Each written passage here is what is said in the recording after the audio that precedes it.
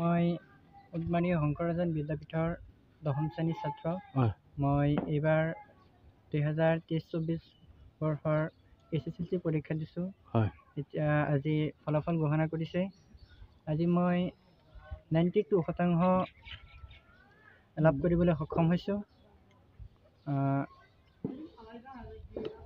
মোক এই ক্ষেত্ৰত মোক খুৰাকে মোক গাইড কৰি আহিছে। হয় তাৰপিছত মই বিদ্যালয়ত গৈছোঁ।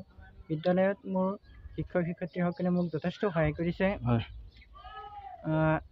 ঘনে ঘনে মোৰ ঘৰত আহি মোৰ খবৰ লৈছে, মই কেনেকৈ পঢ়িছোঁ, কিবা লাগিব নেকি, বা মোৰ পঢ়াৰ ক্ষেত্ৰত যিকোনো অসুবিধা আছে নেকি, যিকোনো ছাবজেক্টৰেই হওক, সকলো ক্ষেত্ৰত মোৰ প্ৰিন্সিপাল ছাৰ আহি পেলাই মোক সকলো খবৰ লৈছে।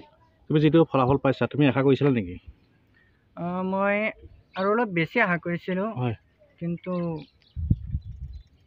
কিবা কাৰণত আমি জেনেৰেল মেথামেটিক্সটো অলপ কুৱেশ্যনটো অলপ পেটাৰ্ণটো অলপ চেঞ্জ হৈ গ'ল।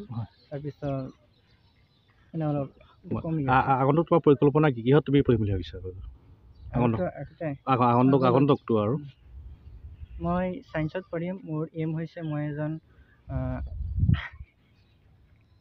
চাইণ্টিষ্ট হ'ম। তুমি যিটো ফলাফল লাভ কৰিলা, কিন্তু এই ক্ষেত্ৰত কিন্তু তোমাৰ শংকৰৰাজন বিদ্যাপীঠৰ কৰ্তৃপক্ষ কিন্তু যথেষ্ট তোমাক উৎসাহিত কৰিছে আৰু সহায় কৰিছিলে। কি ক'বা এই ক্ষেত্ৰত? কিন্তু তোমাৰ বিদ্যালয় কৰ্তৃপক্ষই কিন্তু গাইডলাইন মই যেতিয়া এইটো বিদ্যালয়ত ক্লাছ 5ত নাম লগাইছিলোঁ, তেতিয়াৰ পৰাই মোৰ শিক্ষক শিক্ষয়িত্ৰীসকলে প্ৰত্যেক বছৰে যিটো SSLC ফলাফল ওলায়, সেই বছৰৰ কোনসকলে ষ্টেণ্ড কৰিছে, কোনসকলে কিমান নম্বৰ পাইছে, সকলো মোক দেখুৱাই পেলাই উৎসাহিত কৰিছে। আৰু আকৌ মানে প্ৰত্যেকজন টিচাৰেই মোক ইনস্পায়াৰ কৰিছে যে কেনেকৈ পঢ়িব লাগে, কেনেকৈ কৰিব লাগে, সকলো দিছে। তোমাৰ দেউতা এজন দিন হাজিৰা কৰা ব্যৱসায় কৰে। দেউতাৰ এটা সপোন আছিলে মোৰ ল'ৰাজন এজন ভাল ফলাফল লাভ কৰিব। আজি কেনেকুৱা এটা অনুভৱ হৈছে তোমাৰ? কেনেকুৱা লাগিছে আজি দেউতাৰ যিটো সপোন এটা আছে বাস্তৱ ৰূপ পাইছে আজি? কি ক'বা? দেউতাৰ বহুত ভাল লাগিছে হয় ৰিজাল্টটো শুনি পেলাই, আৰু মোৰো আনন্দ লাগিছে। দেউতাক সুখী কৰিব পাৰিছোঁ। সেইটো হয়। আমাৰ চেনেলৰ পৰা তোমাৰ আজি উজ্জ্বল ভৱিষ্যত কামনা কৰিলোঁ, আৰু লগতে তোমাৰ সুনাগৰিক যেন হৈ থাকে সেয়া কামনা থাকিলে। ধন্যবাদ। নমস্কাৰ।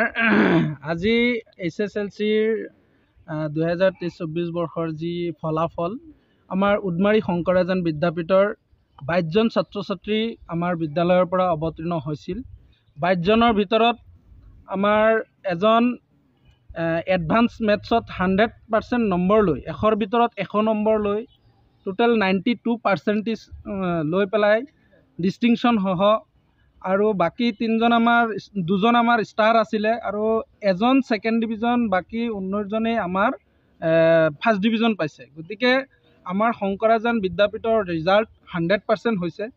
আৰু এই ৰিজাল্টৰ ক্ষেত্ৰত আমাৰ শংকৰৰাজন বিদ্যাপীঠৰ শিক্ষক শিক্ষয়িত্ৰী, অভিভাৱক অভিভাৱিকাসকল সকলোৰে সহযোগিতা আছে। যথেষ্ট ষ্ট্ৰাগল কৰিব লগা হৈছে, কাৰণ আমাৰ বিদ্যালয়খন নতুন 2018 চনত স্থাপন কৰা এই বিদ্যালয়খনৰ পৰা আমি এইবাৰ 92% আমাৰ ৰকিবুল হুছেইনে পাইছে। আমি ৰকিবুল হুছেইনত ইয়াতকৈ আৰু বেছি আশা কৰিছিলোঁ, যদিও যিখিনি পাইছে আমি সন্তুষ্ট।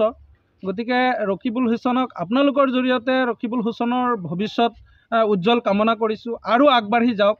আৰু আমাৰ এই বিদ্যালয়ৰ যিখন ৰিজাল্ট আপোনালোকে যদি চাই, বেছি সংখ্যক ল'ৰা ছোৱালী কিন্তু আমি তলৰ পৰা শিক্ষাদান কৰি আনি অহা ষ্টুডেণ্ট নহয়। চৰকাৰী বিদ্যালয়ৰ পৰা 9মান শ্ৰেণীত পঢ়ি আহিছে, কোনোবাই 8মান শ্ৰেণী চৰকাৰী বিদ্যালয়ৰ পৰা পঢ়ি অহা, কোনোবাই ফেইল কৰি অহা ষ্টুডেণ্ট আমাৰ ইয়াত আহি আজি আপোনালোকৰ এইবাৰ ৰিজাল্টত ফাৰ্ষ্ট ডিভিজন পাইছে, কোনোবাই ষ্টাৰ পাইছে। গতিকে সেই ক্ষেত্ৰত আমাৰ বিদ্যালয়ৰ ছাৰ বাইদেউসকলে যথেষ্ট ষ্ট্ৰাগল কৰিছে, যথেষ্ট কষ্ট কৰিছে। কোনো এজন ছাত্ৰ ছাত্ৰীয়ে টিউশ্যন নোলোৱাকৈ আমাৰ এই বিদ্যালয়ৰ পৰা তেওঁলোকে এই ফলাফল লাভ কৰিব পাৰিছে। এই ক্ষেত্ৰত কিবা আপোনালোকৰ প্ৰত্যাহ্বান আহিছে নেকি স্কুলখনৰ ক্ষেত্ৰত, বা যথেষ্ট কষ্ট হয়? কি হয়, এটা প্ৰত্যাহ্বানেই আমি ধৰি লৈছোঁ। কাৰণ চাওক, বৰ্তমান প্ৰতিটো ছাত্ৰ ছাত্ৰীৰে বা প্ৰতিজন অভিভাৱকেই তেওঁলোকে বিচাৰে যে নিজৰ ল'ৰা ছোৱালী কেইজনক ভাল এটা অনুষ্ঠানত বা ভাল শিক্ষা গ্ৰহণ কৰা অনুষ্ঠানত দিব বিচাৰে।